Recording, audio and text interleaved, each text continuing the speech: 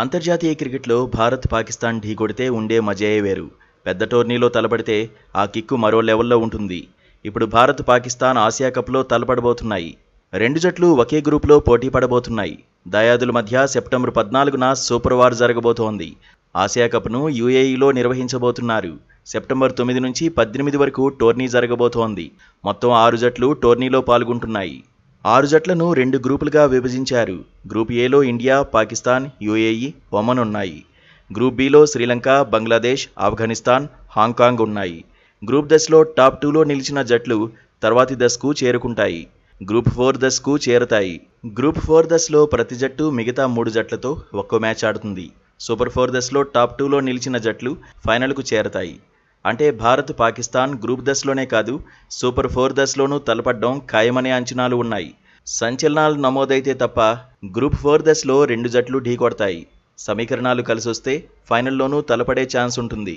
September 9న జరిగే tourney ఆరంభ మ్యాచ్లో ఆఫ్ఘనిస్తాన్, హాంకాంగ్ తలపడతాయి. సెప్టెంబర్ 10న భారత్ తన వేటను మొదలు పెడుతుంది. యూఏఈతో తొలి మ్యాచ్ ఆడుతుంది. 14న పాకిస్తాన్, 19న ఒమన్తో టీమిండియా తలపడుతుంది. సెప్టెంబర్ 20 నుంచి 27 వరకు సూపర్ 4 మ్యాచ్లు ఉంటాయి.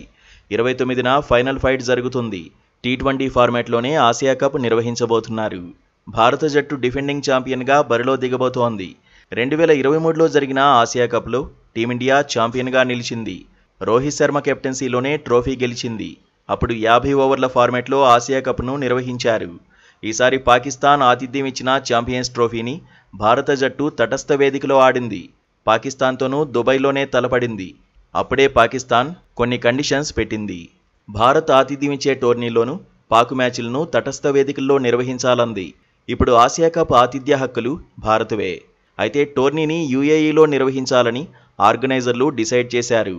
దీంతో భారత్ పాకిస్తాన్ మ్యాచ్ ఎలా జరుగుతుందా అనే ఆసక్తి అభిమానుల్లో ఉంది.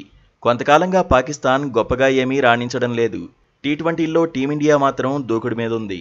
పైగా టీ20లో వరల్డ్ ఛాంపియన్. ఆసియా కప్లో టీమిండియా హాట్ ఫేవరెట్గా బరిలో దిగబోతోంది.